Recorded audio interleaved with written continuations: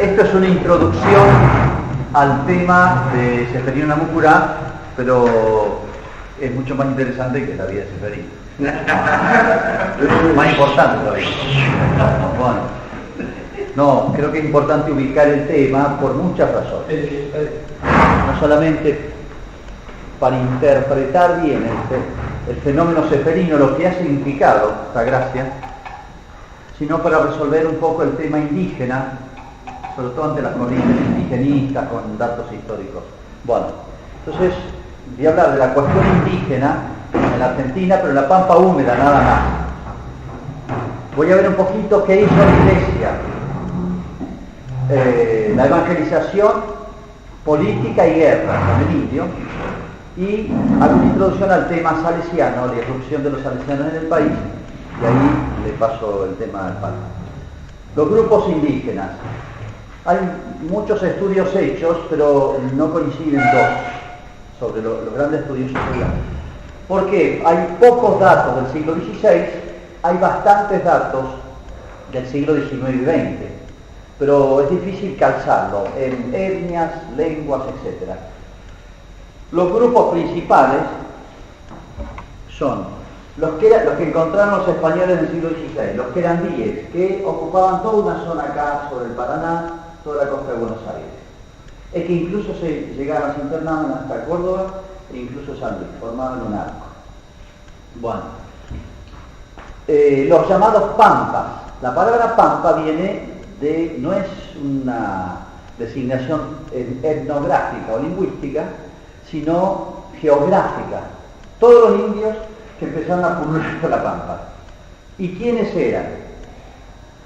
Esta denominación viene de 1650 en adelante, eran querandíes que con los establecimientos de blancos y europeos en las costas, más bien tendieron hacia adentro. Y sobre todo, un fenómeno que cambió totalmente la historia indígena, y es el tema del caballo y de la vaca.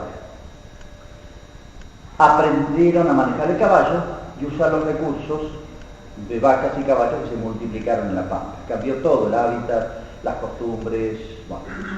Entonces los pampas eran querandíes, gran parte, mezclados con otros grupos que venían de allá y tenían esa comunicación, cordillera-océano. Bueno. Los huarpes. Huarpes son de las zonas de Cuyo, los de la zona de Mendoza se llamaban los huarpes Vilcayac. Tenían lengua propia, igual que los querandíes. Y un dato interesante, ellos se extendieron hasta el río Diamante, San Rafael. Pero los pehuenches, apretados también de abajo, los empezaron a correr los huarpes para arriba. Los huarpes eran muy mansos, los pehuenches eran muy guerreros. Y después los pehuenches se quejan de que los huiliches son de raza araucana, parcialidades araucanas, los apuraban a ellos. Por eso se funda el fuerte San Rafael. Los pehuenches le van a pedir al virrey auxilio contra los huiliches, porque los desvalijan a ellos. Tema interesante es la guerra interna entre ellos. Bueno.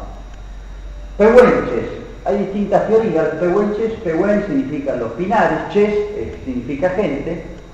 Los pehuenches son todos de la región de Neuquén, los pinares de Neuquén, que empujados por las otras parcialidades araucanas, apretan a los huarpes y los desplazan hasta la zona del Diamante. Cuando se funda el fuerte San Rafael, todos los caciques que hacen el Parlamento fundacional 1805 son caciques pehuenches. Había un pampa, los famosos goicos, que por eso las salinas nuestras eran de los goicos. Toda la zona de la Cuesta de los Terneros de los goicos. Pero los goicos no eran pehuenches ni eran huarpes. Había mucha interacción entre ellos. Bueno, los puelches o serranos, estos eran conocidos por los españoles. Los puelches serranos vienen de toda la costa del Colorado y los ríos vinculan, las poblaciones siempre son sobre los ríos, y ya los españoles detectan, navegando por las costas, que acá usan ponchos muy buenos, ya de Garayes, ¿no?, que traen de la zona de la cordillera. Funcionaron de vínculo, los puelches o serranos, los Guenaquén también. Particulares estos tipos. Tenían lengua propia, pero después fueron araucanizados, un fenómeno que voy a explicar. Y los puelches terminan su historia con el famoso cacique Sayhueque, que lo usan mucho los indigenistas, que en realidad Sayhueque eran de mamá Huiliche y papá Tehuelche, pero fue cacique de los Puelches. Y es el último que se entrega en la campaña del desierto, no fue Namuncurá como y además no resiste nada, rajó hasta que se murió de hambre y pidió auxilio, ¿no? Esa resistencia heroica hasta la muerte tampoco fue así. El último se entrega es Sayhueque y es cristiano. Bueno, famoso cacique los manzaneros. De estos hay datos, por ejemplo, dice, estos indios no existe en su lengua, tenían lengua propia, ninguna palabra que signifique Dios o ente supremo, ni dan noticia de tal señor, ni creen, ni dan culto alguno, veneración, etc. Y en poco se distinguen de las bestias. Esto de un gran historiador jesuita del siglo XVII. Con ser tan despiertos para la maldad, viven sumergidos en una deplorable ignorancia de su creador. Ni le creen, ni le confiesan, ni quieren tomar trabajo, ni poner diligencia, ni inquirir la causa de la belleza creada. De ellos viene una palabra que después pasa raro a la lengua araucano-mapuche, que es la palabra gualicho. La palabra gualicho, todos tenían nombres para designar el mal, pero es la que se impone. Estas imposiciones de palabras significa presencia cultural, ¿no? Los araucanos. Los araucanos, en realidad, es una discusión que no está resuelta con los datos actuales, hasta dónde hay que llamar araucanos. Ciertamente araucanos eran de la región del Arauco, de más o menos la altura de Neuquén. Esta franja era la zona del Arauco, que fue una larguísima guerra entre los españoles. No fue ese el motivo por el cual pasaron a la Argentina, sino que, ¿qué pasó? Desde el 1600 y pico ya se empiezan a hacer vaquerías. Se llena la pampa de vacas y caballos. Pero la zona que más se llena es esta, la de la pampa más húmeda. Lo que se llama pampa, una zona más bien intermedia, salvo algunas lagunas acá donde se instalan los ranqueles. Los araucanos se ve que es una raza muy fuerte, cultural y, bueno, étnicamente hablando. ¿Viste? Una raza se impone sobre otra, una cultura sobre otra. Los araucanos impusieron su cultura en toda la zona. Tanto así que hicieron desaparecer la lengua pampa, que era de origen querandí, bueno, e incluso la de los puelches. Todos se araucanizaron. Los pehuenches sí eran parientes de los araucanos probablemente, después abandonan su lengua y todos adquieren la lengua. Al tiempo de la campaña del desierto o a la independencia argentina, todos usan el araucano. Se impone esa lengua, desaparecen las otras palabras. Presencia cultural, presencia militar. Los araucanos, más puros de Chile, nacidos todos en Chile, van entrando de a poco, ¿no? Pero la entrada masiva la hizo Calfucurá. Calfucurá entró con, no sé si era 3.000 indios, se ve que es un caudillo extraordinario, en 1835. Él entra y antes de ello habían entrado otros parcialidades araucanas llamados borogas. Los borogas habían entrado y enseguida pactaron, antes y después del 1810, ya pactaron con los blancos y se habían instalado cerca de Bahía Blanca, sobre todo con la campaña de Rosas, 1833, se instalan en Bahía Blanca, les asignaban zonas. Pero ¿qué pasa? Desde 1700 y algo, los indios se dedicaban a arrear vacas y ganado, no el que estaba suelto, sino, acuérdense que en esa época, hasta casi la campaña del desierto, la frontera era acá y después se hizo el arco con Bahía Blanca, nada más. Más de la mitad de Argentina era tierra donde se podía entrar con riesgo. Más de la mitad de la Argentina. Fíjense lo que era la zona poblada. De aquí para el sur, todo esto había solamente poblaciones acá. Todo el resto era indígena y la mitad de Buenos Aires. Es una zona enorme. Bueno, ¿qué pasa? Los borogas, viene de Borohue, de un río, lugar de los huesos de Chile, bueno, se instalan ahí.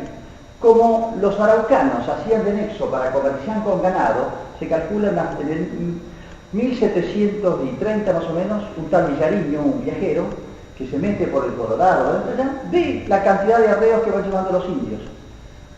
Ese fueron los temas fundamentales de los malones, el comercio de ganado con Chile. Tenían ya sus caminos, las famosas rastrilladas, estaba el camino de los chilenos, eran todas rutas nacionales y provinciales que tenían los indios ya, pero era todo un complejo que lo conocían, pero iban y venían, toda una estructura armada, desde por lo menos 1700 y antes, de comercio con Chile.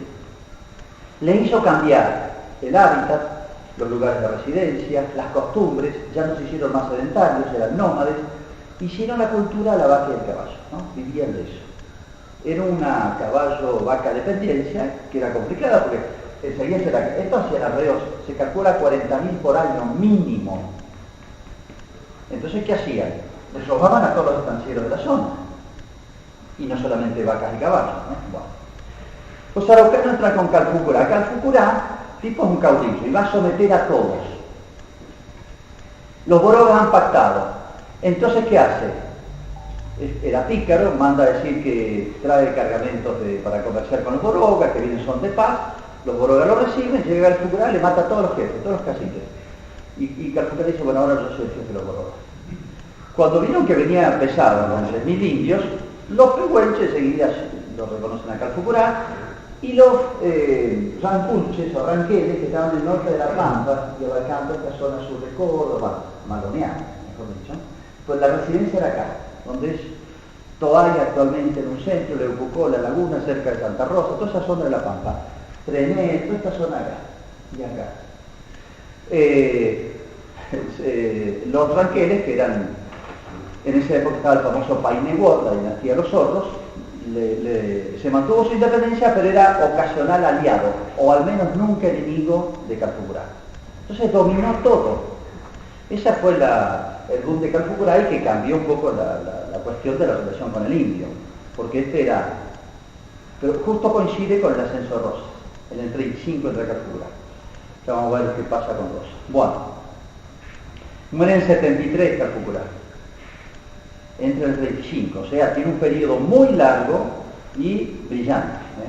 Perdió, dicen, una sola batalla. Perdió los 80 años la última batalla, la batalla de San Carlos. Dice que volvió, dice que muere de tristeza, pero tenía 80 y pico de años.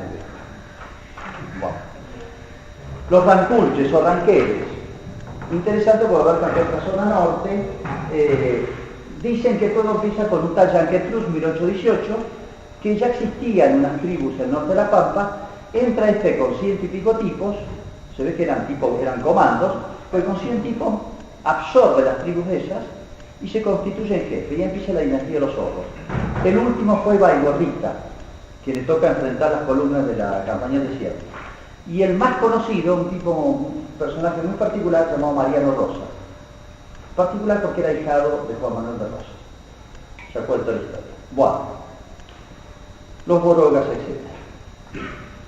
Algunas observaciones sobre todo el tema de los indios. Primero, el tema de las vacas y caballos cambió toda la cultura indígena y creó una situación que había que resolverla, ¿no? De quién las vacas y caballos sueltos por la Pampa, y cambió la cultura, lo cual le complicó la vida a estos tipos.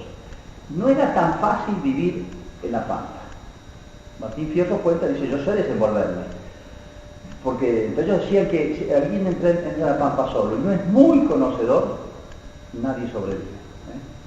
Tiene que ser por eso Martín Fierro cuenta como diciendo, soy muy vaqueano. Los mismos tribus enteras se morían de hambre. Uno quiere que salían, cazaban peludos, salían, morían un choque y ya está. No era así.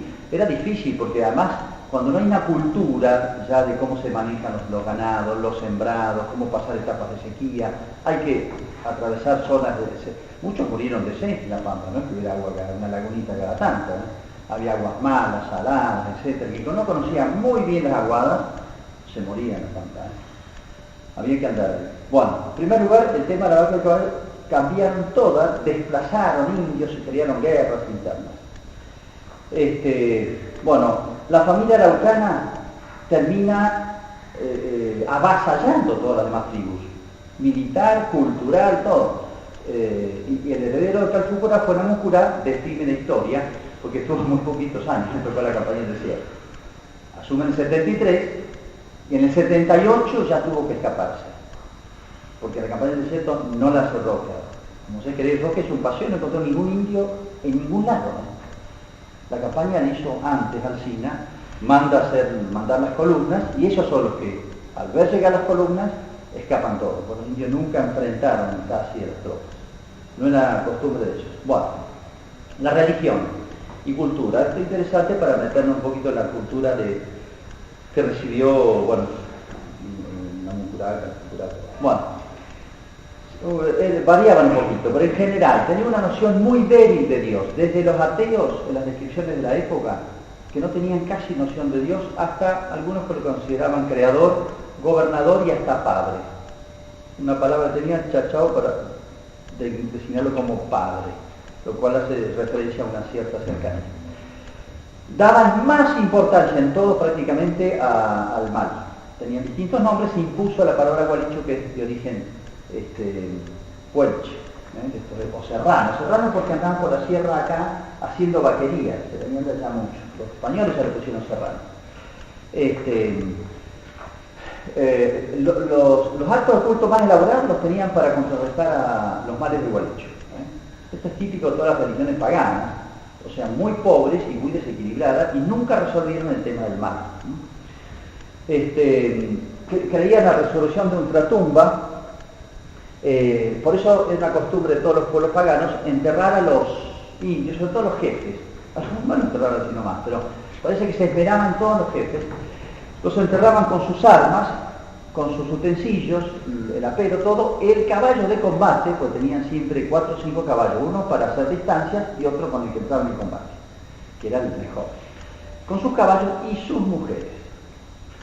Está el famoso relato hecho por un cautivo llamado Avendaño, cuento si algo de la historia, de la muerte de Painé y sus 8 o 10 mujeres. La poligamia era para cuantas podía mantener, normalmente los caciques lo podían hacer. Entonces muere el cacique, le tienen que matar todas las mujeres, partían la cabeza con un abolazo y la enterraban con el jefe. ¿Por qué? Porque en la vida de ultratumba tenía que seguir su vida con todo su cosa y su caballo y su mujer.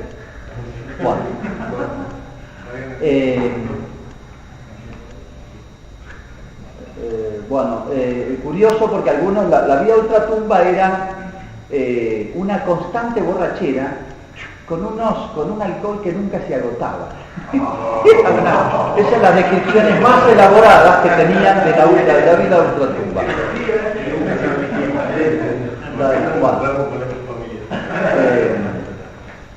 La moral no tenía prácticamente códigos fijos, pero sí en torno a la familia. Es curioso, ¿no? La fuerza de la naturaleza.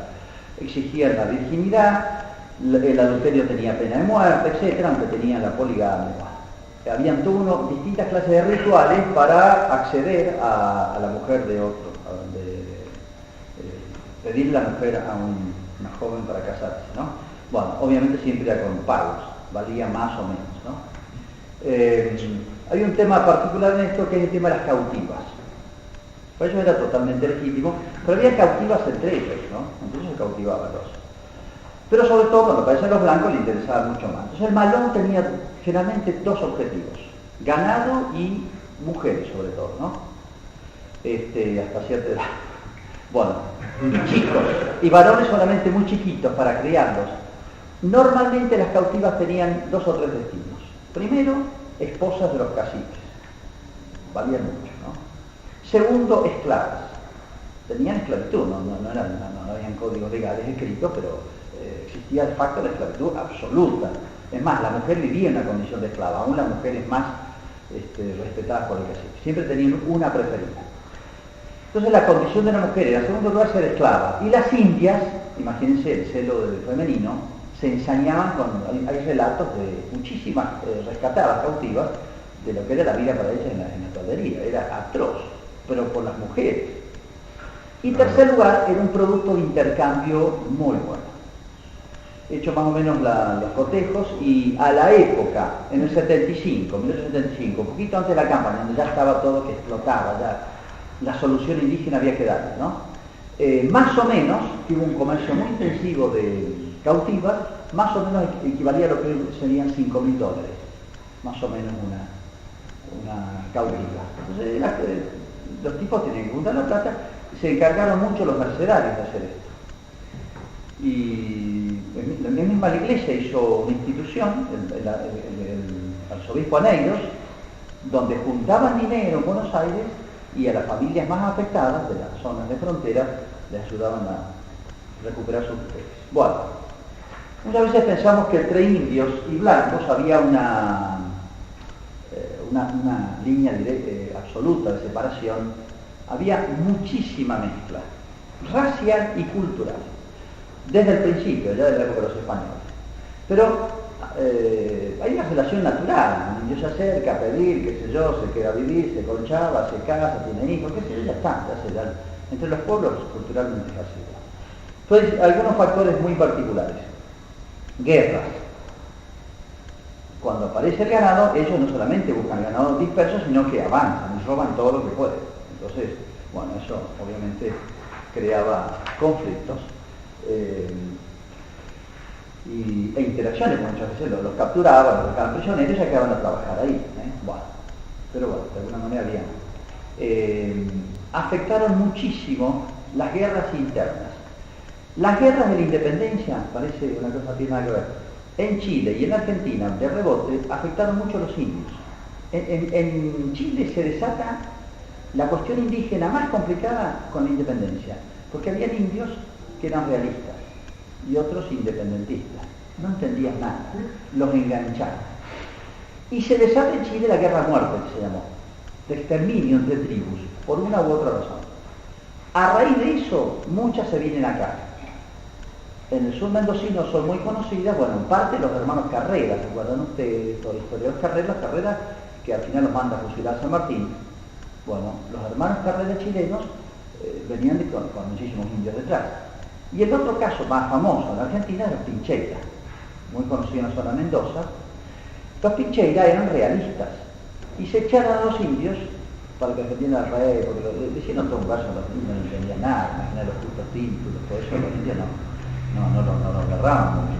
Bueno, entonces los Pincheira captan los 2 o 3 mil indios y andaban maloneando por todos lados con el pretexto de pero bueno. O sea, había mucha presencia blanca en ese sentido y los malones venían muy mezcladitas. Casi todos los malones los encabezaban los blancos, los caciques, pero todos. Bueno, segunda razón, prisioneros y cautivos. Prisioneros indios que quedaban del lado blanco, cárcel, o si no los ponían a trabajar en las estancias, a modo de pena, o al revés. Hay un caso muy lindo, paradigmático, Santiago Avendaño, hace poco han publicado por primera vez la autobiografía. Cerca de Melincue lo capturan, aunque era de origen mendocino, pero vivía en el sur de Santa Fe, 7 años lo capturan, lo llevan, 4 o 5, después cuentan toda la memoria, todo esto está detalladísimo. Lo llevan y vive en Toay, se lo van pasando, sería Toay la Pampa actual, se lo van pasando, se lo van vendiendo de cacique en cacique, lo admiran y vale mucho él porque sabe hablar con el papel. Los indios traían diarios, todo lo que encontraban donde saltaban, y después para enterarse, es más, tenían diarios con los cuales veían los movimientos de los blancos, si iba a pasar una línea de ferrocarril, lo que decían de ellos. Bueno, era el único que hablaba con el papel, entonces valía mucho más. Entonces lo admiraban, bueno, y él está triste ahí, porque imagínense, y un día lo mandaron a buscar leña, le hace el voto a la Virgen de que si escapa, se hace sacerdote. Estaba ahí, famoso refugiado Manuel Baigorria. Manuel Baigorria era un unitario que al perder una batalla con Quiroga se escapa y vive 20 años entre los indios. Tipo muy, después vuelve con justicia. Bueno, entonces le dice, te veo muy triste, ¿querés escaparte? Sí. Dice, mirá, la próxima luna vamos a malonear. Los blancos que vivían entre los indios, la condición que le ponían a los indios era malonear con ellos. Y si había alguna sospecha de traición, esto no andaban con cuerpos, los blancos eran ahí nomás. Entonces, mira, la próxima luna vamos a malonear a San Luis, a Chiras, al Morro y a Chiras vamos a malonear. Vamos a salir a las 3 de la mañana. Vos a las 5 tenés 2 caballos preparados, un costillar y escaparte, y le dice por dónde tiene que irse. No parés ni de día ni de noche, porque te van a comer los caballos, los pumas, los tigres, los jaguares. El pibe de 14 años hace todo el vaquiano y anda. Bueno, dice que de noche sentía los rugidos de los bichos y anda. No puede tomar agua porque va siguiendo la costa del Salado, el agua es mala. Se le muere un caballo cansado, él sigue con el otro, sí, bueno, impresionante como cuenta, llega con el otro hasta un puesto, cae muerto el caballo ahí, lo auxilian, le dice, mire, viene un malón acá al lado mío. No le creen, pero bueno, al final la prueba, así que el malón se ha demorado porque han matado toda la guardia que hacía la recorrida para ver si no venían indios. Bueno, la han encontrado todos los indios, la degollaron todos, están tranquilos porque tienen más tiempo y lo esperan al malón. Este muchacho va al obispo, dice, quiero ser sacerdote, echa un voto, el obispo dice, sos muy joven, espérate un tiempo. Se conchaba en el ejército, bueno, como sabía muy bien el araucano y le quedó cierto afecto por los indios, se dedica al lenguaraz. Se mete en las tribus de Catriel, que era Pampa, y empiezan las guerras civiles nuestras. Los indios se dividen en unitario, federal, los enganchaban para un lado, enganchaban para el otro lado. Y se acusan entre las tribus de traición porque uno apoyaba un sector y otro, y ahí lo lancean junto a uno de los catrieles. Él muere a los 28 años, una cosa así. Y alcanzó a escribir antes la historia, que realmente es muy interesante, de cómo era la vida religiosa de los blancos refugiados en las cosas. El domingo tenían devocionarios, uno hacía de cura, rezaban el rosario, ponían la cruz. Bueno, refugiados, cautivos. Miren, por ejemplo, cuando el famoso Mansilla hace la excursión de los indios ranqueles, ese libro, muy lindo, 1870, más o menos el 10% del total de los indios de los ranqueles es cautivo o hijo directo de cautivos. El 10% del total. Y todos los caciques principales, que eran 6 o 7, todos o tienen esposas blancas o son hijos de blancos cautivos. O sea, la interacción racial, cultural era grande. Otro ejemplo, cuando gobiernan a Mucurá, hereda Calpucurá, la sucesión de Calpucurá fue difícil.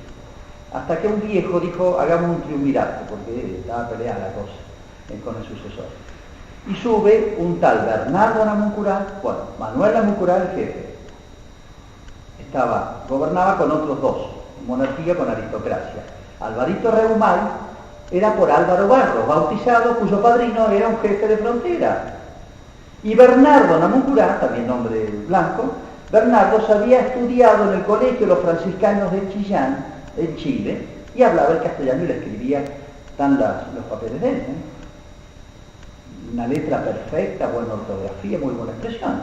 O sea, el triunvirato que gobernaba los araucanos en la época de Manuel Namuncurá, fíjense, estaban culturalmente eran medio blancos, eran incluso bautizados. Bueno, el caso de Manuel Baigorria, unitario, escapa, pero escapa con muchos. Entonces le dicen, creo que estaba Painé, le dice, bueno, ocupar la zona de Trenel, en La Pampa. Ahí es el campo. En el parlamento donde decidían eso, le dice, bueno, ocupa acá, con 2 o 3 condiciones. Primero, la menor sospecha de que complotás, chao, lo liquidamos todo. Sí. Segundo, tienen que malonear y dar datos. Malonean junto con nosotros, nosotros los vamos a cuidar. Bueno. Entonces Baigorria pactó, 2 o 3 veces lo quisieron matar, la vida de Baigorria, parece una película, ¿no? Un momento lo quisieron matar, y habían hecho un parlamento, los parlamentos duraban 2 o 3 días, se mamaban, se despertaban, seguían. Ya tenían decidido matarlo, y dice, ¿qué hago? Fue y se casó en el ínterin, se casó con la hija del jefe, de Baigorrita. Baigorrita, el jefe de los ranqueles que tiene que enfrentar la columna del ejército Roca, es Baigorrita por él, por Baigorria, Manuel Baigorria. Se casan con la hija urgente. Y como se casó con la hija, casi que se salvó. Bueno, Manuel Baigorria es el que lo salva. Bueno, tuvo 20 años hasta que con la victoria de Caseros, de Urquiza, pasa con Urquiza, ya le da una mano a Urquiza, maloneando con los indios contra Rosas. En eso se molestaban mutuamente, ¿no? Le hackeaban toda la frontera a Rosas y pasaban a los indios, les pagaban para que hicieran eso. Bueno, Comercio, había un comercio impresionante, sobre todo le llevaban mucho alcohol. Una anécdota, cuando cae el famoso Mansilla con 2 curas para hacer un acuerdo con los indios en 1870, los Ranqueles, van 2 grandes salesianos, ¿no? Álvarez y Donati. Llegan, y antes ha venido de Mendoza un dominico llamado Burela. Perdón, ¿salesianos o franciscanos? Franciscanos. Llega Burela un dominico, que no estaba autorizado, porque los indios Ranqueles eran jurisdicción de los franciscanos de Río Cuarto. Cayó Burela, que hacía su pacto y le trajo no sé cuántas mulas con aguardiente. Estaban todos mamados y los quisieron matar a todos ellos. Y se salvaron tan furioso con Burela porque los habían mamado los indios y casi los matan a ellos por culpa de bueno, cosas que pasan. Bueno,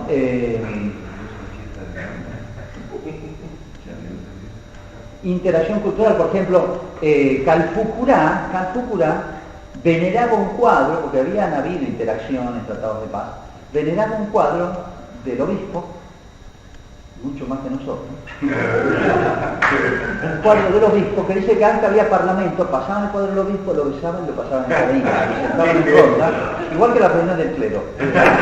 Pasaban el cuadro porque le había, al obispo lo veneraban y a los sacerdotes los veneraban.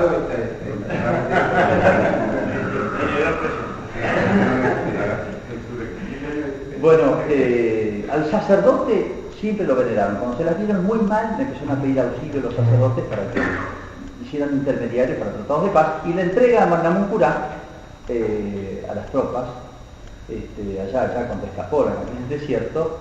Manuel Namuncurá fue con Milanesio, famoso salesiano, ¿no? Bueno, así había interacción, nunca se fue. Evangelización, se hicieron grandes intentos. Bueno, los grandes intentos, siglo XVI, comienzo del XVII, final de 1500, 1600 y pico, ¿dónde? Primero, ustedes no conocen las entradas de los jesuitas por acá, por los pasos desde Chile.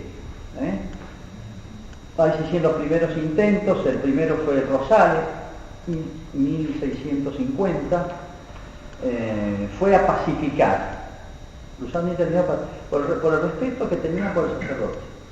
Bueno, entre pacificar, los más famosos son Mascardi, que prácticamente muere mártir, y después fueron el padre de la Laguna, Van der Meer, y otros más, de los cuales de 6, 4 mueren mártires, en un arco de cerca de 100 años con intermitencias, y forman la reducción de los pollas, del Nahuel Huapi.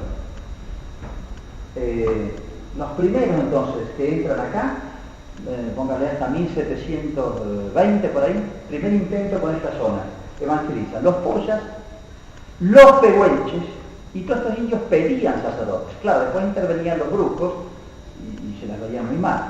Hasta que al final termina con la muerte del último sacerdote, que le incendian el padre del Guea, Francisco del Guea, exactamente 1717. Después intentan un poquito más, pero no funciona. Bueno, queman la misión y se salva milagrosamente por algún indio la Virgen.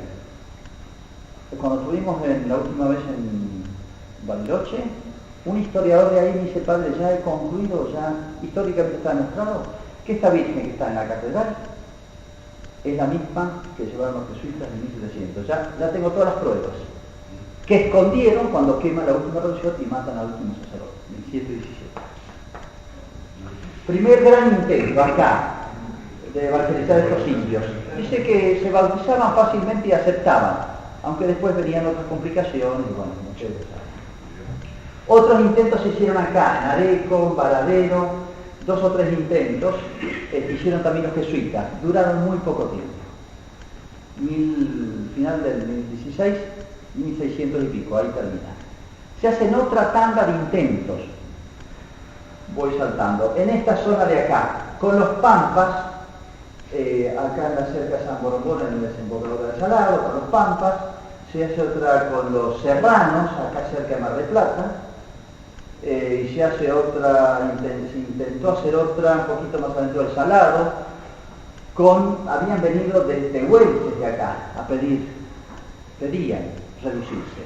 Ninguno de estos intentos, perdón, y me faltan los acá, los famosos del Espinillo, la ciudad de reducción, que está cerca de Río Cuarto, ahí tuvo la famosa reducción del Espinillo. Bueno, todos esos intentos, 1740, 1750, ninguna duró más de 4 o 5 años. Todos esos intentos, la segunda tanda de intentos es esa. ¿Por qué no duraron? Después se va a hacer una última, ya en la época de Camino del Desierto, y no pasó nada. ¿Por qué no duró ninguna de estas? Por 3 causas. Una, interesante los textos de los testigos de eso, ¿no? Que son los obispos, los misioneros jesuitas, con sus informes, etc. Dice, en primer lugar, todo esto que dice, mientras usen el caballo no podemos hacer nada con los niños. Pues uno el caballo rajan y los vuelve loco la pampa, y se nos escapa. Entonces necesitaban reducirlos a vidas políticas, decían ellos, vidas ciudadanas. Entonces, primero los indios son se entusiasman al principio, pero enseguida no lo podemos retener. Segunda razón, la cercanía con los blancos. Este es un tema que se usa mucho. Pero ¿qué pasa? Interesante, todos los datos, 1600, 1700, los informes son esto, la cercanía a los blancos. Mientras más lejos los blancos, mejor. Porque los indios naturalmente se contactaban con lo peor de los blancos. Y acá ponen los textos, se contactan con los negros, con los mulatos, con los no sé cuántos, y no con la gente de bien. Bueno, entonces, enseguida encontraban sintonía, se ve que sociológicamente, ¿no? Había, como pasa en toda sociedad, tal, pero no por discriminación, sino porque naturalmente, qué sé yo, hay gente de vida más licenciosa, no por una cuestión racial, sino por una cuestión cultural, religiosa, moral, no sé. Entonces el indio siempre sintoniza con lo peor de nuestra sociedad. Entonces la cercanía les contagia males más elaborados, que es de estos ciudadanos, pero esa es la constante. Tercero, los pulperos, el comercio. La pulpería, el centro comercial. La interacción comercial era desastrosa, no tanto por el comercio en sí, sino por el alcohol. Y uno de los grandes efectos de los indios era el alcohol. Enumeran siempre desde el principio hasta el final el defecto número 1. Eran imparables. Cuando se van a chupar, y si ellos no chupan la comida y un poquito más. No, comer es una cosa y chupar es otra. Tenía entidad propia. Entonces chupaban hasta que se le acababa el alcohol. Y se mataban entre ellos. Era costumbre de las mujeres, cuando empezaban a chupar, urgente sacar el cuchillo de panza y las escondían en ventanas. Y se mataron muchísimo, entre tantos muertos, la última borrachera, en la revolución. Hasta que tenían que traer soldados para que los pararan. Wow. Y otra que ponen los jesuitas, pero ya al final se ve que había todo un clima, es las calumnias contra los jesuitas. Los indios apenas se confesaban con los blancos, ustedes están con los jesuitas, cosa que alimentaban los comerciantes. ¿Por qué? Para desacreditar a los jesuitas, no, independícense, chupen, los jesuitas eran durísimos con el alcohol. Entonces querían hacer ellos de intermediario para evitar ese tema, ¿no? Pero ese es el tema de contacto con los blancos, ¿no? Bueno, por eso fracasan todas. Último intento misionero, y uno ve en esto, y la debilidad, por así decir, de la iglesia. No había polenta, o sea, los jesuitas ya estaban, estoy hablando de la tanda de 1700, 1700 y pico, no había muchos jesuitas, uno ve en cada reducción de 3, 5 mil indios, un sacerdote. Se volvía loco, en serio. Bueno, entonces no hay personal. La nueva tanda de evangelización la intentan hacer desde Río Cuarto, 1856 o 58, se funda en Río Cuarto un colegio de propaganda firme para evangelizar los ranqueles. 1858 bien. Es tardísimo, ya el tema explota. Bueno, intentan, vienen 10 franciscanos de Italia. Ahí hay 2 que son notables. El padre Donati, que es un gran hombre, y otro padre Álvarez. Manda carta, está Mariano Rosas. Con Mariano Rosas hay mucho contacto, con un texto muy lindo de la excursión de los indios ranqueles. Mariano Rosas fue el cacique principal de los ranqueles. Muere 2 años antes de la campaña del desierto. ¿Por qué se llama Mariano Rosas? El papá de él estaba maloneando. Y cuando maloneaban, ellos dejaban en un lugar caballos de reserva y estaba la chusma a cargo. Chicos, viejos o no combatientes, pero adolescentes, jóvenes. A los 15 años o 14 ya maloneaban, más chicos. Este era un pibe que estaba cuidando los caballos de relevo. Estaban todos los demás maloneando. Pero el ejército, una columna de un fortín, se enteran que acá estaba el relevo. Entonces viene para acá, les afanan todos los caballos de reserva y se llevan toda la chusma. Ahí va Mariano Rosa, que se llamaba creo que era Calvario Ward. Lo llevan y Rosas, yo no ubico exactamente, si alguien no sabe dónde estaba la estancia de los Cerrillos, pero había un límite, que era el Salado. Está en Río Salado, pero al sur del Salado. Hoy día, no, al norte, entre General Belgrano y Monte. Ahí. ¿Se conserva algo de la estancia? Sí, se conserva. Acá está el el lugar Salado. se conserva. Hasta 1940 había un corral de madera. En la estancia esa. Hasta 1940. Y eso lo compró la familia Bender y lo levantaron. Mi padre lo conoció, por ahí lo conoció. Y el rancho, o la casa de Rosas, que era de barro, que estaba en esa estancia, la llevaron hace 20 o 30 años, por medio moderno, a Monte. Y está ahí tal cual, lo trasladaron. Pero la estancia de los Cerrillos está. Está que el Río Salado entre el partido de General Belgrano y Monte. Ahí está, ¿ves? Este era el límite natural. Los muy audaces se animaban a ir al sur del Salado. Interesante toda la... Y está al norte del Salado. Claro. Algunos se animaban, porque del otro lado del Salado, el Salado era un límite natural, costaba cruzar, entonces los indios barrían de este lado generalmente. Bueno, entonces lo lleva Rosa a las estancias, formaba parte de la teoría de cómo resolver el tema del indio, ¿no?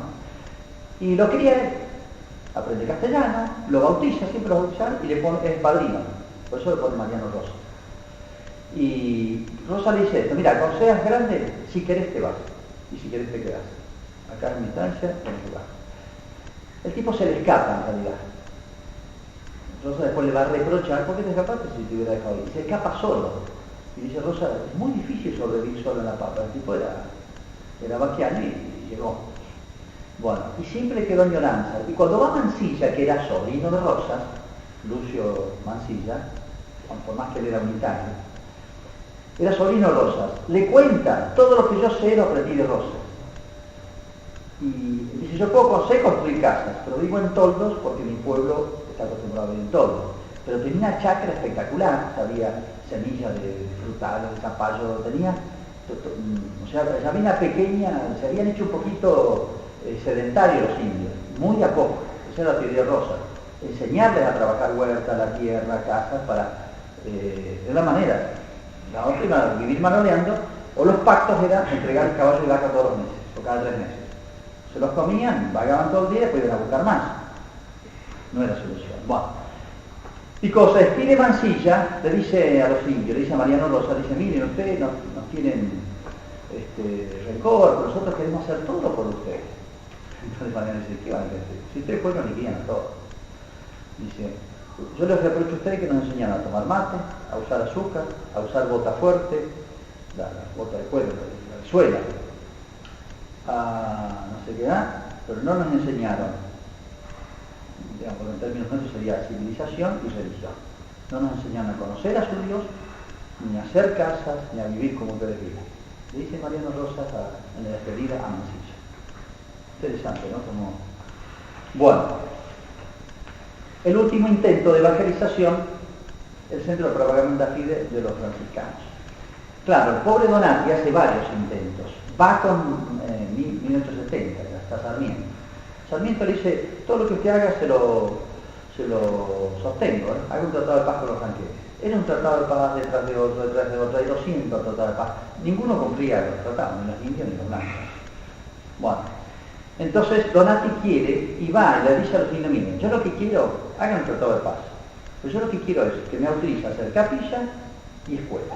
Las dos cosas que pedía siempre la iglesia: capilla y escuela, para tomar a los niños. Y dice: sí, le dice los indios. Siempre le respondía lo mismo. La Mungular le responde lo mismo cuando va el famoso padre Salver. Dice: pero antes quiero hacer el tratado de paz. Si no hacemos el tratado de paz, no hay ni escuela ni capilla. Y además, los primeros que van a morir eran los sacerdotes, ¿no? Entonces, siempre estuvo sujeto a eso y nunca pudo concretarse. No obstante, dice: bautíceme todos los chicos. y le bautiza a los hijos todos casi que le bautizan, y sale padrino Mancilla, sale padrino un tal Rivadavia, sobrino de Martino, que era militar, Martí Rivadavia, bueno, salen padrinos todos los soldados, los 16 tipos que habían ido. Y una anécdota, cuando van a traer a bautizar a la hija de Mariano Rosas, la ve con un vestidito tan bonito, tan europeo, de terciopelo, con un encaje, todo precioso. Se pone la bautiza, muy bien, pero dice, che, ¿dónde sacaron esto? Era la ropa de la Virgen, que se la habían afanado un malón, de la capilla de lo que hoy es La Paz, Mendoza, llamada Porocorto. Era el manto de la Virgen de Porocorto, que lo bautizó. Bueno, intento de evangelización de los Ranqueles, no pasó de eso. Ese bautismo que estuvieron 4 días, hicieron nada, de evangelización, nada. Ese contacto, el padre Burela le traía cosas, chupaban todo, muy bien el padrecito y se volvían. Con eso no van. Y los franciscanos se quejan porque vino otra tanda de establecer, no daban abasto, le tenían que abarcar muchísimas cosas más, ¿no? Traen otros italianos y los no sé si lo mandan o no, esto no sé, dice, le falta espíritu, pues, habría que ir a evangelizar, había que tener mucha polenta. No, yo digo, la iglesia no tuvo polenta, ni hombres, ni dispuesto al martirio, como tuvieron los jesuitas con los guaraníes, o acá, o la primera obra que hicieron en el siglo XVI. Ya no había la fuerza. El otro intento es desde acá, habían 3 centros, Azul, Los Tordos y Braga. Por acá creo que es. Bueno, están en esta zona de la provincia de Buenos Aires. Centros, y desde ahí, bueno, hicieron buenos avances. Por ejemplo, la tribu de Catriel aceptó capilla, todo, se bautizaron todos. Pero empiezan las luchas internas y se rajaron todos. Se van y se unen a Calfucurá. Eso pasaba, en inestabilidad total. Hay ejemplos muy lindos, un cacique Railet que se bautiza y después muere en Luján. Y ahí las cosas, los últimos testimonios de él, hermosísimas, sobre Dios, sobre la vida espiritual, una cosa lograron algo. El caso más paradigmático, bueno, el obispo Aneiro se da cuenta que tiene que hacer algo con los indios, porque el contacto era cuando venía una delegación a un tratado de paz, pedían permanencia en las tribus sacerdotes, pero no habían sacerdotes tampoco para ellos, ni los religiosos ni el clero. Imagínense, miren, Aneiro pide a Buenos Aires, a Europa, las aristas de los de, ¿cómo se llama? Los de San Vicente de Paul. Vienen 3 curas. Con 3 curas van a evangelizar unos 20.000 lo que habían ahí. Cuando vienen 3 curas, de los cuales quedan 2 en Azul. Y el padre Salver, muy conocido por la Basílica de Luján, por el voto, va con una delegación a verlo en Namuncurá. Va con todas las cartas, avisa, bueno. Un chileno dice, guarda que te traigo al bicho. Entonces Namuncurá no lo quiere recibir, lo deja a una legua, le hace hacer un ratito una legua, y casi lo liquidan. Le afanan toda la guita que traía para rescatar cautivo, le lancean todos los bultos que traía, le afanan todo lo que traía para llegar a los indios. Y al final, la historia está que hacen un parlamento a ver si lo matan o no, a toda la delegación. Viene el padre Salver con 2 o 3 más. Hacen el parlamento, todos resolvían el parlamento y deciden matarlo. Entonces deciden matarlo. Bernardo Namuncurá, que era el que formaba el triunvirato, se había formado con los franciscanos en Chile, que era el Lenguaraz, le nace la beta cristiana y cuenta que le pone el poncho al padre Salver como diciendo estaba bajo mi protección. Y se le salvó la vida. Tanto fue el culete el padre Salver, y tanta su piedad, su fe, que le hace el voto a la Virgen de Luján. Si me salvo de esta, me dedico toda mi vida a difundir la devoción a la Virgen, escribir un libro sobre historia y hacerle un santuario. Ese santuario actual salvó la vida y bueno. Pero Namuncurá no le acepta fundar ahí una misión mientras no resuelva un tratado de paz. O sea, los grandes intentos del norte, de Buenos Aires, los intentos más fuertes de la iglesia, no pasaban de mandarle un cura, 2 curas, no había gente. Lograron algunos bautizar, pero ahí más se les iban. Bueno, o sea, era todo muy efímero.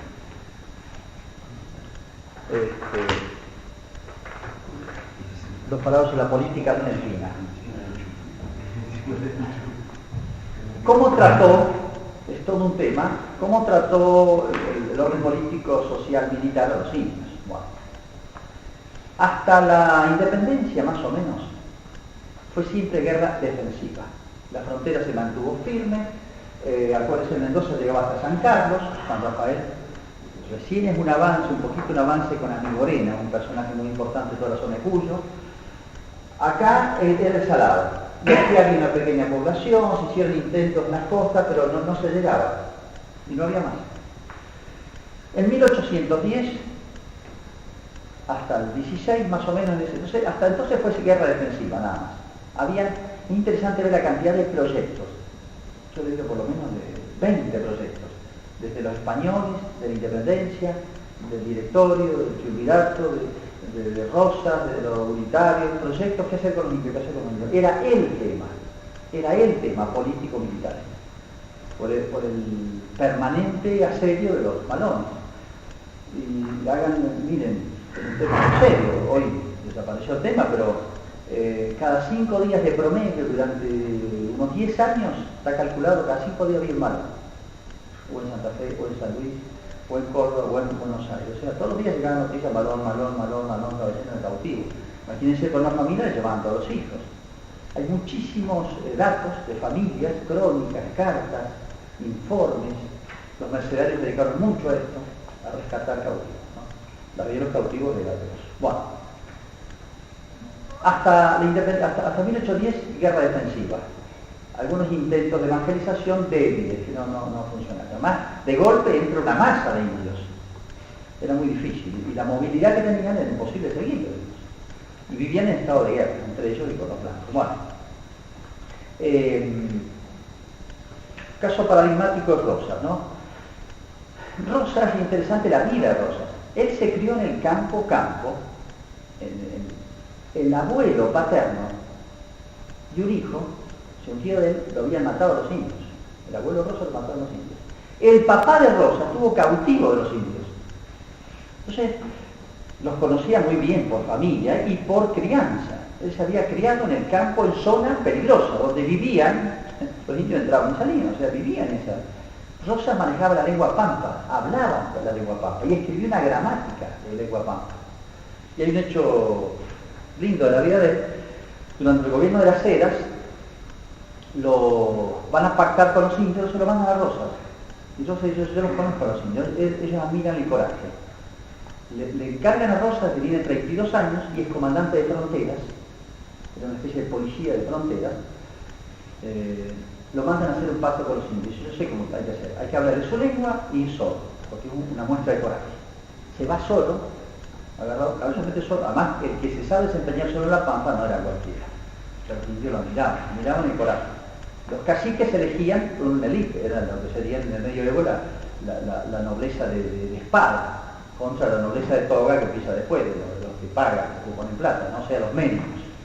Se va Rosas solo a caballo, se mete en el desierto, que no cualquiera se metía, hace un parlamento, ya estaba convocado, llega Rosas y les habla la lengua pampa, está escrito, se conserva el manuscrito de Rosas, escrito en lengua pampa. Claro, le habló en lengua pampa, se vino solo, el tipo que medía como 2 metros, rubio grandote, le tenía una admiración impresionante, tenía 32 años Rosas. Bueno, hizo ese famoso tratado de paz. De ahí en adelante Rosas era el árbitro, el que más entendía el tema del indio. En su estancia, dice, era la idea de él, tenía más de 50 indios trabajando y esos son mis mejores peones. Bueno, ¿cuál era la idea de Rosas? Durante la época de Rosas hubo paz con los indios. Por más que acababan en el 35 entró Calfucurá, el tipo más peligroso que hubo en toda la historia con el tema de los indios fue Calfucurá, porque era un tipo brillante, corajudo, talentoso, con pactos de casamientos enganchó todas las tribus vecinas, los enganchó o por la guerra o con pactos de matrimonio, casaba a la sobrina, la hija, todo así igual.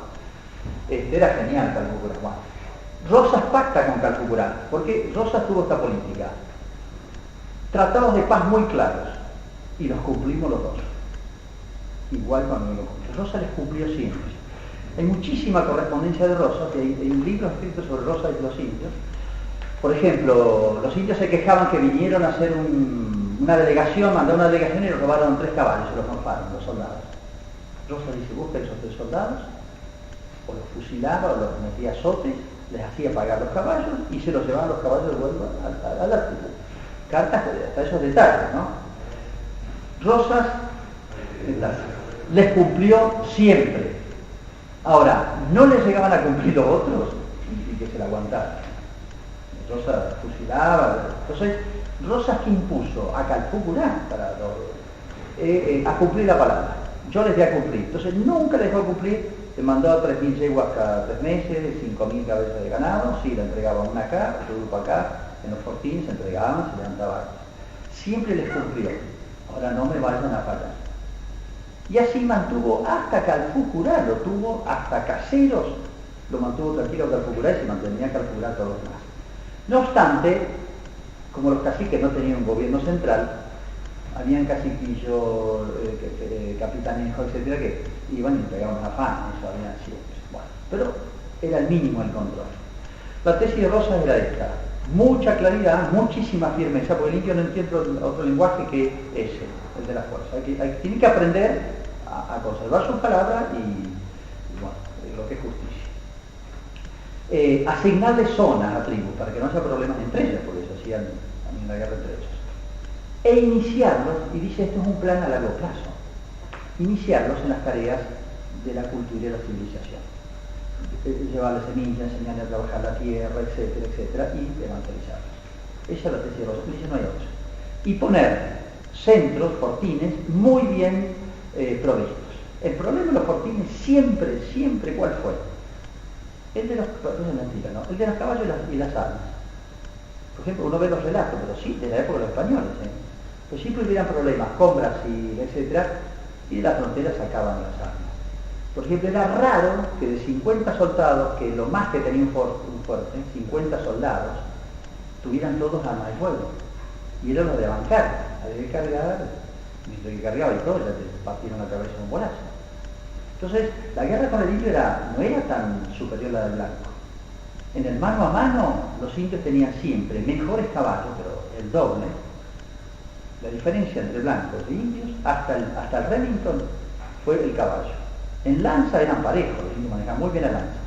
El sable los blancos y la boleadora los indios, que la manejaban muy bien. Entonces era bastante pareja la cosa.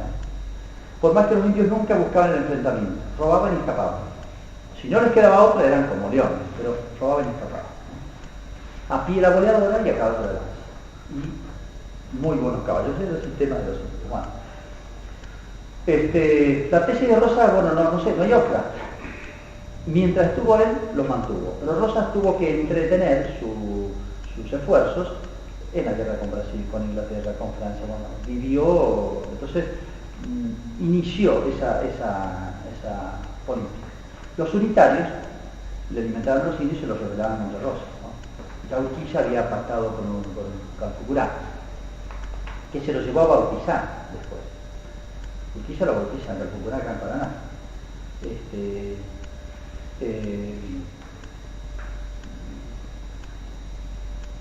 Bueno, el día siguiente que cae Rosas, al mes, Calfucurá le manda no sé cuántos malones, muchos indios acá, 3.000 allá, le hizo estrago en toda la frontera. Bueno, entonces la política de Rosas más o menos fue esa. 2 textos de un cacique. Juan Manuel es mi amigo, nunca me ha engañado. Yo y todos los indios moriremos por él. Si no hubiera sido por Juan Manuel, no viviríamos como vivimos, en fraternidad con los cristianos y entre ellos. No fue tanto, pues. Mientras viva Juan Manuel, todos seremos felices y pasaremos una vida tranquila al lado de nuestros esposos e hijos. Las palabras de Juan Manuel son lo mismo que la palabra de Dios. Todos los que están aquí pueden atestiguar lo que Juan Manuel nos ha dicho y aconsejado y ha salido bien. Catriente, ¿no? El cacique más importante. Otro, nuestro hermano Juan Manuel rubio, gigante, que jineta y volea como los indios y se lo encoteaba. Era un juego que tenían entre ellos, un deporte. Se agarraban los pelos hasta que uno ya no podía más, se revolcaban, se agarraban. Y se lo encotea como los indios. Y nos regaló vacas, yeguas, caña y prendas de plata. Mientras él fue cacique general, nunca los indios malones invadimos por la amistad que teníamos con Juan Manuel. Nunca invadimos, tenían amistad y respeto, ¿no? Bueno, Y cuando los cristianos lo echaron y lo desterraron, invadimos todos juntos. Está genial esto de otro de los cacionantes caciques. Bueno, termina Caseros y viene, el tema del indio se ha agudizado, han entrado más indios, vienen las guerras internas, unitarios federales, las fronteras se desguarnecen totalmente, pobres, los tipos de la frontera la pasaban, no tenían armas, no salían porque no tenían armas, no tenían caballos. Bueno, sale la crónica de, por ejemplo, tenemos 50 soldados, 22 lanzas, 8 están quebradas, así es. Hay un cañón, pero no lo pueden llevar el cañón es para defenderse. Hay 5 fusiles y hay 8 tiros por cada uno, así es. Bueno, viene los unitarios, de Mitre hasta Roca, Mitre sube 1862 hasta Roca, 1904. Tienen que resolver el tema del indio. Ahora es urgente por muchas razones. Chile está pidiendo correr un poquito los límites. Ya tenía ciudades, Neuquén había una ciudad chilena en un lugar que se llama Valbarco, de más de 1000 habitantes. Una ciudad chilena con todas las autoridades. Bueno, Chile presionaba. El comercio mundial había aparecido, no sé qué año aparece el barco frigorífico, los saladeros. El comercio era acá, era un negocio fenomenal. La presión de los inmigrantes en Europa, los conflictos europeos, muchos dicen que Rosas no dejó de inmigración, hubo mucha inmigración durante la época de Rosas, pero la avalancha de inmigración viene después, sobre todo por los conflictos europeos, venían acá. Y era el boom de la agroindustria, la agricultura y ganadería. Entonces había muchas presiones. Y ya otra mentalidad para resolver el tema indio. Los indios lo han agravado el problema. Malones. En el 75, curioso, el 75, un año clave, 1875, el malón más grande de la historia. Lo organizan a Muncurá. En el 73, el cambio de poder. Lo organizan a Muncurá. ¿Qué año fusilado Urquiza? En el 70, ¿no? Creo. Ah, claro. 1860. Estaba Sarmiento. Bueno, 75, es la quema del Salvador. Hay 30.000 inmigrantes italianos con un clima muy garibaldino, anticristiano, etc. Famosa manifestación anticristiana contra los jesuitas, etc. Y la quema del Salvador. Fue todo un símbolo. Las logias en la zona de Buenos Aires, la Boca, la zona de los italianos, era terrible, ¿no? Y el malón más grande. Ese año llegan los salesianos acá. Es todo un símbolo nacional, una coyuntura, ¿no? Bueno, suben los unitarios. Los unitarios tienen 2 o 3 temas que resolver. Una, el resurgimiento de los caudillos, López Jordán, el Chacho Peñalosa, bueno, la guerra con el Paraguay. Entonces distraen las tropas. Y los indios se agrandan mucho más todavía. Entonces hay que ser equilibrado, ¿no? Y realista y justo. Bueno. Pero el padre Donati, le decía a los Anqueles, hay cartas, muchísima correspondencia entre caciques y sacerdotes, obispos, etc. Bueno, el padre Donati dice, miren, el gobierno nacional también está teniendo una guerra del Paraguay, que termina en el 70, creo, ¿no? Segundo, el último levantamiento de López Jordán, en Alcaracito, es en el 68, por ahí, ¿no? Son todos por ahí. Al Chacho lo matan antes. O sea, está el resurgimiento de los caudillos. Dice, cuando terminen con los caudillos y termine la guerra de Paraguay, prepárense, porque los que siguen son los caudillos. Donati se los dice, este italiano, muy bicho, veía cómo venía la cosa. Claro, la solución que va a dar ahora esta nueva política, con esta nueva circunstancia ideológica y internacional, es distinta. En general, la política de los unitarios, al poder después de Caseros y Pavón, es esta. Neutralidad religiosa, ya el tema misional, por más que está en la Constitución del 53, vieron ese artículo que creo que le sacaron ahora, la organización de los indios, ¿no? Sí, cada Constitución de de las funciones del Congreso es promover la evangelización de los indios, la conversión de los indios al catolicismo. Bueno, está la Constitución del 53. En el 94 lo sacaron. Eso salió. Sí, lo sacaron. Yo escuché a algún obispo decir que era una indignidad que en la Constitución Nacional figuraba ese objetivo de la iglesia y la discriminación. Ahora, en el 53, cuando se pone, fíjense el tema del indio, era un tema, pero el tema del país era el indio. El tema interno era el indio. Había que resolverlo. Bueno, es interesante, perdón, pero es interesante resolverlo a través de la fe, a través de Ahí está la aún cuando la mayoría de los constituyentes eran liberales, sin embargo los tipos no comían vidrio, hasta Roca, no comían vidrio. Interesante la postura de Roca en esto. Bueno, pero la visión de los unitarios no es todo blanco-negro, hay muchos grises. Bueno, los unitarios preponderantemente tenían una poca adhesión a la Iglesia Católica como tal, a la fe, ¿no? En ello está mucho el deísmo, el naturalismo, el cientificismo, etc. Segunda característica, el extranjerismo. Muy marcado en Alberto Sarmiento, todos lo conocen. Es interesante otra cosa, todos los diarios, las crónicas, no los diarios católicos, todos los diarios liberales, masones, todo, a los indios les dan con todo. Hoy es la moda ideológica defender la cuestión del indio, pero los mismos que hoy son zurdos eran los liberales de antes, los mismos. Es la misma moda ideológica.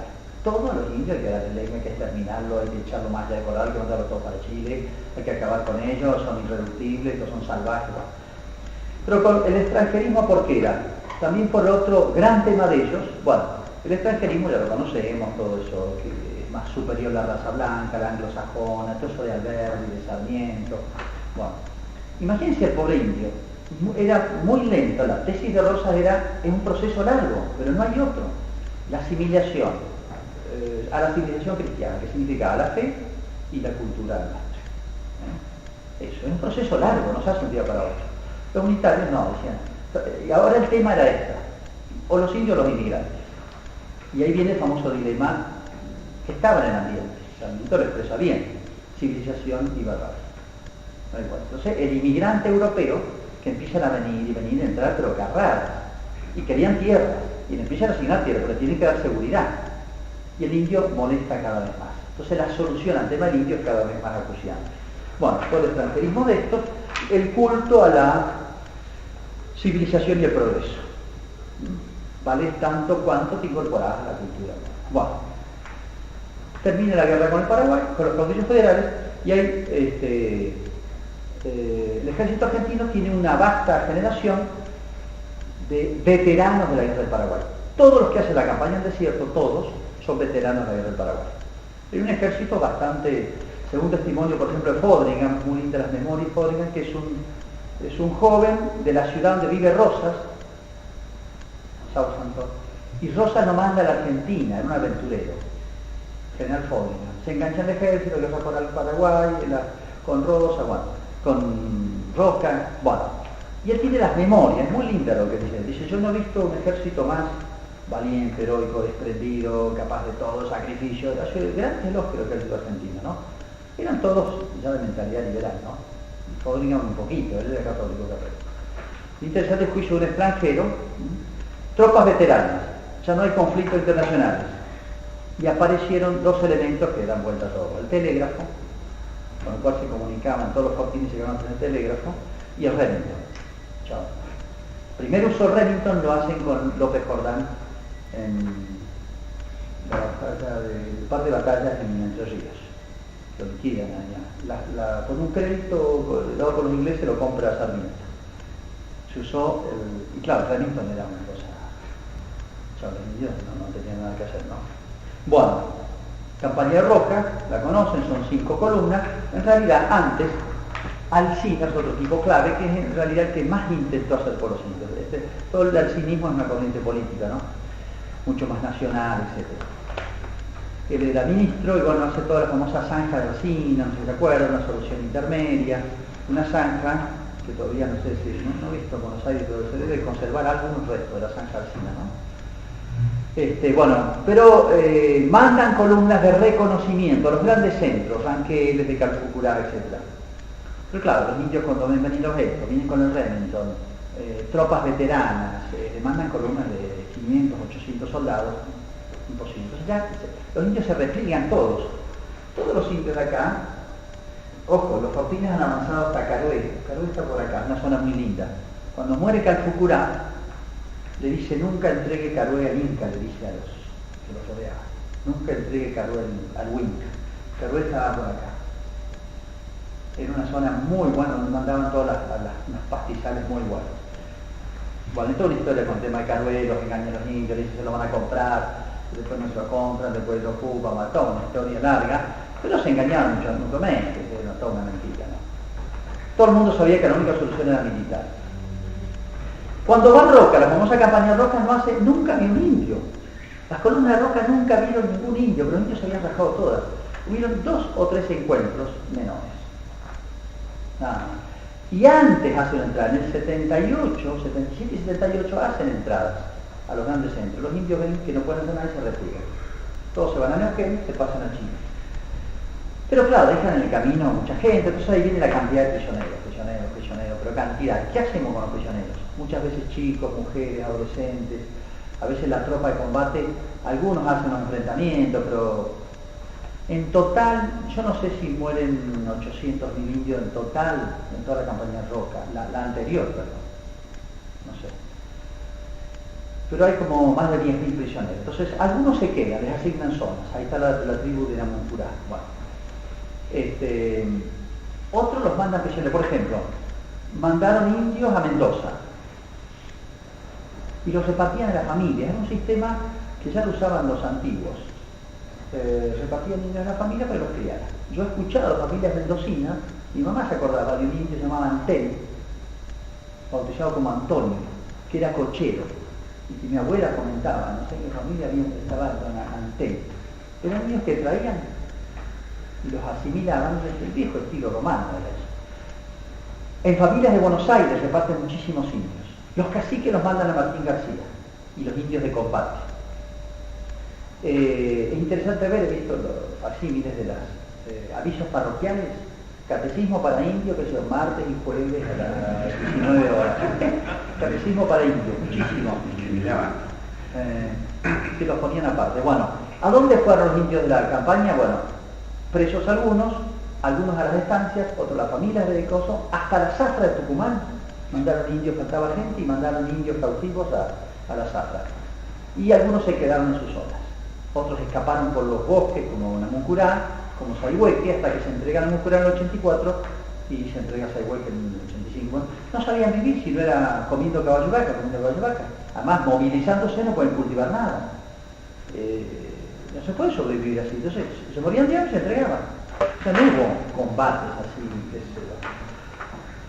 Bueno, 1875 entran los salesianos. Los salesianos no vienen. Los salesianos vienen porque un cura de San Nicolás, italiano, conoce la obra en Boston y lo llaman. Yo he sostenido hasta hace poco, y me equivoco, y muchos creo que también, que vienen ahí porque es del centro masónico. No, al revés. ¿A dónde? A San Nicolás. El argumento que le da el cura de San Nicolás para que vengan ahí es el único lugar más tranquilo. No vayan a Buenos Aires, porque ahí es un despelote. Hay un anticlericalismo masónico, antijesuita, y la bronca a los jesuitas se la van a agarrar con ustedes, porque los asimilan los jesuitas. Entonces le dicen, no vayan a Buenos Aires, vengan acá, que acá van a estar tranquilos. Y van a San Nicolás. Pero al pasar por Buenos Aires se vinculan al obispo, y el obispo dice, usted lo que quiera. Muchacho que acá empieza a ofrecer de todo. Y ustedes son italianos. Tengo 30.000 italianos en la boca, anticlericales. Había 7 sedes de la hostia masónica. En las primeras procesiones de Corpus, lo cuentan los salesianos, los masones le hacen una procesión a Satanás simultánea. En las calles de la boca. Bueno, era dura la cosa con los inmigrantes italianos. Bueno, entonces, está bien, le dicen los salesianos. Toman el colegio San Nicolás y toman parroquia en la boca y después otra. Y bueno, cuando vieron lo que eran estos curas, eran los nuevos jesuitas, realmente. La polenta que tuvieron los jesuitas en el siglo XVI, XVII, que pudieron hacer una obra realmente, las reducciones del norte, y lo que hicieron acá, hasta donde pudieron, realmente fue bueno. Lo único que las fueron capaces de realizar fueron los salesianos, ¿no? Bueno, en un primer momento están los famosos sueños de Don Bosco. El sueño sobre... Hay 6 sueños, Don Bosco, vinculados acá. Sobre Cagliero y sobre la evangelización de los indios, ¿no? Ahí tengo los datos, las fechas, ¿no? Pero se establecen ahí. Se enchufan, impresionante, en Buenos Aires, lo volvían locos, atendían todo, carne, los colegios, confección, de todo. De hecho, uno murió de cansancio. Este murió agotado, por el... agotado, sí. Encontraron muertos de cansancio. Uno ve la cronología de las actividades y yo digo, ¿cómo han podido estos tipos vivir? Bueno, porque mandaron primero, no sé, 10, 15, después otro, tandas. El primer país que evangeliza fuera de Italia, San Juan Bosco, es la Argentina. tenía un cariño en Argentina. Bueno, vienen, se enchufan tanto en Buenos Aires, La Boca, empiezan a hacer, dieron vuelta, miren, yo lo que le debe la historia argentina a los salesianos, yo no sé, igual que los jesuitas, no sé si está evaluado, ¿no? Cómo revirtieron la situación anticlerical de Buenos Aires, era pero durísima, sí, una obra con ellos. Ahí sale el tema de la campaña del desierto, en el 79, entonces el obispo le dice, va el secretario del obispo con Roca los invita. 2 columnas llevaron nomás capellanes. La de Racedo, que sale de Villa Mercedes, con padre Bentivoglio. Y la columna de Roca, que va Espinosa, que después va a ser obispo, en ese momento creo que era vicario, va un padre, un sacerdote italiano, Costamagna, que era jovencito, y un clérigo que va a ser el que va a fundar los salesianos en Mendoza, Pota. Y ellos, bueno, van haciendo su misión con Roca. Bueno. Interesante la crónica de Bentivoglio después. Dice, pobres indios, Racedo los arrasó, porque había una bronca con los indios. Dice, toda la tropa, todos los diarios, todos le tenían bronca a los indios, porque estos venían y la única que defendía a los indios era la iglesia. Entonces, interesante la frase, dice, pobre indio, yo lo he visto, los busca. Si tuviera que describir, dice el padre Donati, lo que hizo Racedo con los indios es guerra de exterminio. La crónica que le hace al superior en Roma. Exterminio, la columna de Racedo. Y después comenta, hace una referencia, dice, bueno, en realidad esto es justo juicio de Dios. Ellos han hecho sufrir familias, la condición de los cautivos, han depredado las poblaciones. Bueno, esto es justo juicio de Dios. Interesante la opinión final. Bueno, los salesianos se enchufan antes en Buenos Aires y en San Nicolás. En un momento sí, la Patagonia, pero después no quieren ir a la Patagonia. ¿Viste las cartas de Cagliari? No, que es un lío, que espero que se establezcan, que se serenen, que se establezcan las poblaciones. Y ahí Don Bosco lo urge. Hasta que al final van. Cuando ven la obra que empiezan a hacer en la Patagonia, bueno, la obra salesiana en la Patagonia es admirable. Porque lo que no pudieron hacer antes, en 2 o 3 intentos, una vez que los indios están entregados, digamos, porque ya ahí nadie levanta la cabeza, ahí respiraron ahí se convirtió realmente, uno ve que un poquitito, usar la fuerza hace bien. No la de Roca, pero si el soldado no venía y decían, muchachos, no peleen más, les sacan las armas, no jodan más, ahora vino a salesiano, ahí sí lo recibieron y bien, bueno. Es lindísimo las últimas expresiones de Namucurá, que era cuando uno ve Namucurá, que maloneó desde los 13 años, se crió en ese ambiente, con esa religión, con esa cultura, todo. Y cuando dice, pucha, por ahí tengo el texto, yo padre, ser cristiano, morir cristiano, señor obispo, yo muy contento, después hace una misión en la tribu de él, ¿no? Ya están reducidos, pobres, les quedan 300 tipos, el tipo manejó 5.000 lanzas, le quedan 300 tipos fieles, chicos, viejos, ya está. Una humillación. Le hacen una misión los salesianos y le dice a Cagliari, señor obispo, yo muy contento, yo viví cristiano, mi familia también, le hicieron dejarnos reducir a una mujer, ¿no? Yo buen argentino y mi gente queriendo ser todos cristianos. Muy dóciles, y realmente es una obra gigantesca de evangelización y civilización, una polenta que realmente no tenía ni el clero diocesano del país, ni las tradicionales órdenes religiosas. No había fuerza, no había polenta, ni número, ni polenta, ni espíritu, digamos. Sí, 2 pequeñas cosas. Primero, en ese estado religioso, lo que hay muchos que no tenían como un sentido religioso. No. Realmente eso está más o menos probado, digamos. Mirá, desde el siglo XVI hasta las últimas, era una nebulosa la religión de ellos, no había sentido de Dios, y sobredimensión del mal, lo que era común de los pueblos paganos. Lo personificaban, casi hacerlo con atributos divinos. Sí, culto. Dice, ¿qué actos de culto tenían? Unas rogativas, los guillatún, o los camarujos, una especie de rogativas tenían. Y tenían, el acto de culto más elaborado era para el príncipe de los demonios. No había acto de culto. Y si no, un mínimo de, cuando degollaban, cambiaban una yegua o una vaca, el corazón se lo ofrecían a Dios. ¿Hay algún tipo de testimonio de sacrificio humano? No conozco ninguno, salvo el de las esposas, pero no era ofrenda, sino era para que acompañaran. Claro, como hacían los egipcios.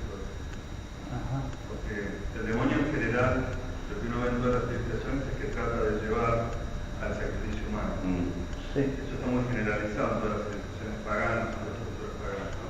Es como un signo demoníaco el sacrificio humano. Sí, era terrible la sujeción que tenían a los machistas, a los brujos. Y el enemigo de los misioneros no eran los caciques. Los caciques en general pedían que les mandaran misioneros y hacer juegos. Les pedían. Después les costaba mucho y no podían con su natural. Pero los enemigos eran los hechiceros. Bueno, en los guaraníes también, ¿no? Ahí no está más lo demoníaco. Dos cositas, simplemente así. Primero, bueno, el estado de la iglesia tenía mucho que ver con lo que había pasado después de la colonia, quizás, de la ruptura. Y la figura de Mastrai Ferretti, digamos, como el tío Nono, ¿no? El tío que restableció las relaciones. Yo no sé cifras, realmente quisiera tener más cifras del estado interior de la jerarquía, me refiero a números de sacerdotes, vocaciones, no daban abasto, me parece. Y yo no sé si había ímpetu misionero, Claro, sí, la idea que yo tengo, porque he leído disperso, es que es íntimo el número de sacerdotes. Inclusive para vocaciones grandes. Y poco espíritu misionero también. Porque uno ve, dice, el convento de Mendoza, dominicos, tenía 25 sacerdotes. Todos tenían así. En Chile los franciscanos tuvieron mucho en una época, pero no sé en qué época ha sido. Es una obra, por ejemplo, un caso paradigmático, el Fray Tanicán, amigo de San Martín, que el Lenguaraz, cuando se funda el Fuerte San Rafael, era indio puro, araucano, sacerdote franciscano, profesor de gramática en los franciscanos de Mendoza, y lo mandan a capellán del Fuerte y población de San Rafael del Diamante, mapuche, puro, formado, tres hijos de caciques se hicieron sacerdotes, un dominico, un franciscano que es Fray Tanicán y un diocesano. Este fue el contacto que tuvo San Martín, muy buen tipo, en Tanicán es una gran obra, era indio puro, la obra del Chillán. Chillán está a la altura de Parar, un poquito más arriba de Andorés. Tenía una escuela para indios, distintos niveles, pero no sé cuánto duró, pero hizo una obra extraordinaria. Cuando se van los jesuitas, la expulsión de los jesuitas afectó todos estos intentos misioneros. Imagínense en el 1750, en el 67 los expulsan. Había un malestar contra los jesuitas en el país muy grande. Era la bronca que había aún en la iglesia. Las órdenes. Yo me sorprendí, a los salesianos no quieren recibir porque son como los jesuitas. Y la manifestación esa, la quema en El Salvador, no sé cuántos, 50.000 personas, según fuera, era contra los jesuitas. ¿Pero era solamente por envidia? Y las calumnias que circularon con los jesuitas, por entre las razones de que no prosperaron las reducciones de 1740 adelante, por la cercanía con los blancos, es por lo que los desacreditan a ellos. Yo no sabía que era tanta la... Pensé que era en Madrid, en la corte. Cuando lo expulsan, y si toman nadie se queja de América. La orden de los dominicos, lo que están haciendo, o sea, lo sacan a ellos, lo sacan. No hay dirección interna de la iglesia. Claro, es otra parte de la debilidad de la iglesia. Entonces, tenemos la culpa del tema del final de los indios, que es trágico. Hay un conjunto de culpas. De los indios, de una parte, de la iglesia no tuvo fuerza misionera. Ahora, el milagro que fueron los salesianos, en la historia argentina, no solamente en la región del sur, la misión en Buenos Aires. Ahora los salesianos también tienen una época brillante y después caen. Y nosotros agarramos la mejor época, los salesianos, y los mejores. Claro. Todos los mandó y los formamos Bosco. Por eso, pero termina esa generación y se cae. Sí, los salesianos, mira, 50 años, para poner términos, difícil poner términos, digamos los 50 años de los salesianos, del 75, ellos se hacen cargo del 80. Con el 75 hasta el 25, brillante. Pero en el sur todas las escuelas técnicas, Y alrededor del 40, todo lo iban a abrir una casa por año. hospitales, el primero hasta el 25 es salesiano. y las vocaciones, más tarde cuando viene la gran crisis ahí en Viñones, ¿no? Ese famoso seminario que tenía Villa, me equivoco, que fue la primera gran explosión progresista hacia 1964. Hasta ese año tenía en promedio de 30 a 40 ordenaciones anuales. 30 a 40. Hasta que ese año se van el 90% de los teólogos a donde el porque yo he conversado en Paraná y para esa vez había. Y conversaba y me contaban. Nosotros éramos 37. En Villada. Nosotros éramos un señor de Salta, en el Magro, que era el 27, que parecía un mar de época, ¿no? Pero era por 1960, En el 85, una hija de un cacique, entre religiosa y muerte religiosa, como los 80 y pico de años, hija de un cacique. O sea, toda la obra de la María Auxiliadora, que es otro tema. Esos colegios y... ¿cómo se llama? La Auxiliadora. Sí, bueno, vinieron la chica, la Vicuña, después Sati, bueno, Severino, pero muchísimos otros, realmente es una obra. Primero cambió la historia argentina, los salesianos. Eso lo reconoce Perón. Hubo varios presidentes, pero incluso el Perón que dice que nosotros, todo el sur de Argentina, como que se lo debemos a los salesianos, inclusive políticamente. Y se ve que hay otro reconocimiento más cercano. Es eso que ahora gozamos todos, y nos tendríamos que poner para sostener los seminarios. Vieron que hay un apoyo del gobierno por los seminaristas. Esto es de la época del final del proceso, 1981. Y los beneficiarios de ese beneficio, según el decreto de clero secular, las órdenes históricas, los jesuitas, franciscanos, mercedarios y dominicos, y por la obra que se llama los salesianos, desde 1873, de Viñones o de Mireille, o de eso, por la obra de los salesianos, los equiparan a las órdenes misioneras.